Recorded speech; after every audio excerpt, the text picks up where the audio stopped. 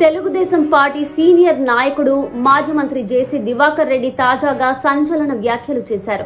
AP ముఖ్యమంత్రి చంద్రబాబు నాయుడు భవిష్యత్తుపై, అలాగే తెలుగుదేశం పార్టీ నాయకత్వంలో వచ్చే మార్పులపై తన అభిప్రాయాలను వెల్లడించారు. చంద్రబాబు నాయుడు పూర్తి 5 సంవత్సరాలు సీఎం పదవిలో కొనసాగకపోవచ్చని జేసీ దివాకర్ రెడ్డి అభిప్రాయపడ్డారు. ఆయన జాతీయ రాజకీయాల్లోకి వెళ్లే అవకాశం ఉన్నందున పదవిని తన కుమారుడు, ప్రస్తుత మంత్రిగా ఉన్న నారా లోకేష్ కు అప్పగించే అవకాశం ఉందని వ్యాఖ్యానించారు. జాతీయ రాజకీయాల్లో చంద్రబాబు అవసరం ఉన్నందున చంద్రబాబు తన తర్వాత ముఖ్యమంత్రి స్థానాన్ని నారా లోకేష్ కు అప్పగించే అవకాశాలున్నాయని జేసీ దివాకర్ రెడ్డి అంచనా వేశారు. అటు మిత్రపక్షమైన జనసేన గురించి, ఆ పార్టీ అధినేత పవన్ కళ్యాణ్ పై మాట్లాడడానికి జేసీ దివాకర్ రెడ్డి పెద్దగా ఆసక్తి వ్యక్తం చేయలేదు. పవన్ గురించి తనకు పెద్దగా తెలియదని, పవన్ కళ్యాణ్ భవిష్యత్ రాజకీయ ప్రస్థానంపై ఏ విధమైన అంచనాలు వేయలేనని చెప్పారు.